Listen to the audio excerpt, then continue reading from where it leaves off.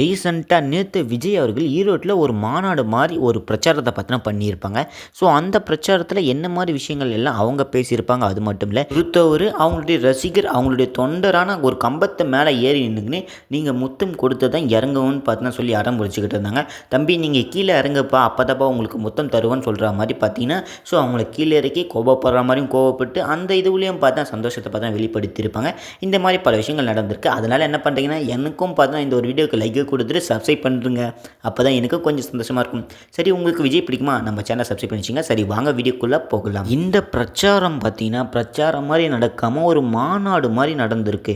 So எங்கேயுமே பல கட்சிகள் இருந்தாலும் ஆனால் இவங்கள மாதிரி பண்ணது யாருமே இல்லை. கிட்டத்தட்ட பார்த்தா வெறும் 31 நிமிஷம் தான் பேசியிருப்பாங்க. ஸோ சோஷியல் மீடியா, யூடியூபர்ஸ் அது மட்டும் இல்லை, நிறைய இந்த 2 நாளாக பார்த்தீங்கன்னா இவங்கள பற்றி தான் ட்ரெண்டிங்காக பார்த்தா பேசிக்கிட்டு வராங்க. ஒரு சில பேர் எல்லாரும் என்ன நினச்சிக்கிட்டு இருக்காங்கன்னா, இவங்கள நம்ம ட்ரோல் பண்ணிட்டாங்க, இவங்கள நம்ம அதாவது கண்டித்து பேசிக்கிட்டே வந்தாக்கா ஸோ இவங்களுடைய ஒர்த்து பார்த்தா குறைஞ்சிக்கிட்டே வரும்னு நினச்சிக்கிட்டு வராங்க.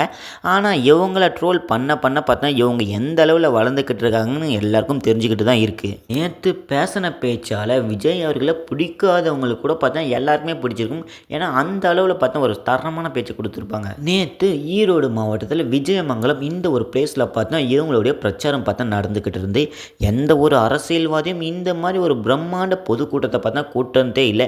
பிரச்சாரம், பொதுக்கூட்டம் எல்லாமே பார்த்தீங்கன்னா ஒன்றா தான் இருக்குது. ஸோ இந்த மாதிரி கூட்டத்தில் பார்த்தீங்கன்னா மக்களில் நிறைய பேர் பார்த்தீங்கன்னா அங்கே போய் காண்றதுக்கு வசதியாகவும் இருக்குது. 31 நிமிஷம் பார்த்தீங்கன்னா அந்த ஒரு ஸ்டேஜில் நின்று அந்த ஒரு பஸ்ஸு கவர் டாப்பில் நின்று பார்த்தீங்கன்னா பேசியிருப்பாங்க.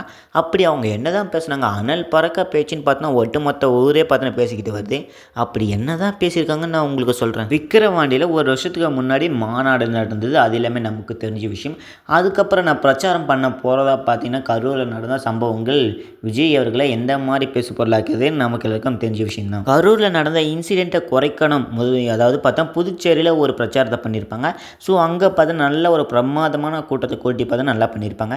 அதே மாதிரி நம்மளுடைய தமிழகத்தில் ஈரோட்டில் பண்ணணும்னு பார்த்தி இந்த மாதிரி ஒரு பிளானை போட்டிருக்காங்க. அது வேறு யாரும் இல்லை, ஜெயலலிதா அம்மா கூட எம்ஜிஆர் கூட இருந்தவங்க ஒரு கேம் பிளானராக இருக்கிற செங்கோட்டையன் அவர்கள் தான் இந்த மாதிரி ஒரு பிளானை போட்டிருந்தாங்க. ஈரோடு மண் சொன்னாலே, ஈரோடுன்னு சொல்லிட்டாலே அங்கே பார்த்தீங்கன்னா மஞ்சள் ரொம்ப ஃபேமஸ்.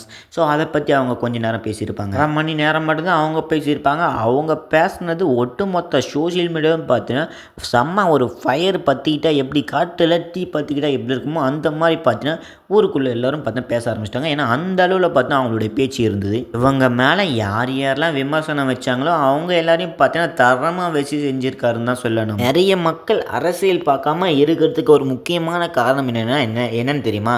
ஸோ நிறைய அரசியல்வாதிகள் பார்த்தீங்கன்னா பேசிக்கிட்டே இருப்பாங்க. அவங்களுடைய பேச்சை பார்த்தீங்கன்னா ஒரு பக்கத்தில் சலிப்பாகவே போய்கிட்டு இருக்கும். என்னடா இவன் சும்மா பேச்சுக்கிட்டே இருக்கானேன். ஆனால் இவங்க வந்ததால் பார்த்தா இவங்களுடைய பேச்சு மக்கள் எல்லாரும் பார்த்தா விரும்பி பார்க்க ஆரம்பிச்சிட்டாங்க. இப்போ தான் மோஸ்ட் ஆஃப் த பீப்புள் பார்த்தா அரசியல் லைக் பண்ணுறாங்க. ஸோ இப்போ தான் அரசியல்னா என்னென்னு தெரிஞ்சுக்கிட்டு வராங்கன்னு நான் நினைக்கிறேன். முக்கியமாக பார்த்தா யங்ஸ்டர் தெரிஞ்சுக்கிட்டு வருவாங்க. திமுக ஒரு தீய சக்தி ஒன்ஸ் அகைன் சொல்லிட்டு, தாவேக ஒரு தூய சக்தி, இந்த மாதிரி முழக்கங்களை கொண்ட 3 முறை பார்த்தா இதை சொல்லியிருப்பாங்க. சரி, திமுகவை மட்டும் விமர்சனம் பண்ணிக்கிட்டு வராங்க. இன்னொரு பக்கத்தில் ஏடிஎம்கே இருக்குது. ஏடிஎம்கேவை ஏன் விமர்சனம் பண்ணலன்னு கேட்டிங்கன்னா, ஸோ அந்த கட்சியில் இருக்கிற ஒரு சில பேர் இந்த கட்சிக்கு வரலாம், புத்திசாலித்தனமாகவும் பார்த்தீங்கன்னா நகர்த்திக்கிட்டு இருக்காரு, மூவ் பண்ணிக்கிட்டு இருக்காராம் விஜய் அவர்கள் அப்படின்னு பார்த்தா ஒரு பக்கத்தில் பேச ஆரம்பித்தாங்க. இன்னும் களத்தில் இறங்க ஒரு சில மாதங்கள் இருந்தாலும் பார்த்தீங்கன்னா கூட்டணி அமைக்க வாய்ப்பு இருக்கிறதாகவும் பார்த்தீங்கன்னா மறுபக்கத்தில் பேச்சு ஓடிக்கிட்டு தான் இருக்குது. தமிழகத்தில் அரசியல் எப்படி நடந்துக்கிட்டுனா, ஒரு பக்கத்தில் ஜாதி, இன்னொரு பக்கத்தில் மதம், மக்களை பிரித்து பார்த்தீங்கன்னா அரசியல்வாதிகள், சிறிய கட்சிகள் எல்லாம் பார்த்தீங்கன்னா இந்த மாதிரி ஒரு அரசியலை நடத்திக்கிட்டு வராங்க. நாங்கள் எந்த கூட்டத்தையும் பார்த்தா சார்ந்து இருக்க போகிறது இல்லை, நாங்கள் பார்த்தா யாரையும் சார்ந்து இல்லை, எங்களுடைய மக்களை சார்ந்து மட்டும்தான் நாங்களுக்கும், எந்த ஜாதி மதம் எதையும் நாங்கள் சார்ந்து இல்லை, நாங்கள் எங்களுடைய மக்களை மட்டும் தான் சார்ந்து இருக்கணும்னு பேசியிருப்பாங்க. அப்புறம் என்னென்னா அண்ணா, அதுக்கப்புறம் எம்ஜிஆர், இவங்க எல்லாம் பார்த்தா எங்களுடைய கொள்கை ஒரு வழியாக தான் நாங்கள் எடுத்து செய்ய போகிறோம், இவங்களாம் எடுத்துக்கூடாதுன்னு அதை யாரும் சொல்ல முடியாது. ஸோ ஏன்னா அவங்கள வச்சுக்கிட்டு இருக்காங்க அவங்கள, அதனால் என்ன பண்ணுறீங்கன்னா அது எங்களுடைய முடிவு, எங்களுடைய கொள்கைக்காக அவங்கள பார்த்தா நாங்கள் எடுத்துக்கிறோன்னு பார்த்தா சொல்லியிருப்பார். விஜயோட 33 ஆண்டுகால உறுப்பிற்கு மக்கள் கொடுத்த அங்கீகாரம்னா இதுதான் சொல்லுவாங்க.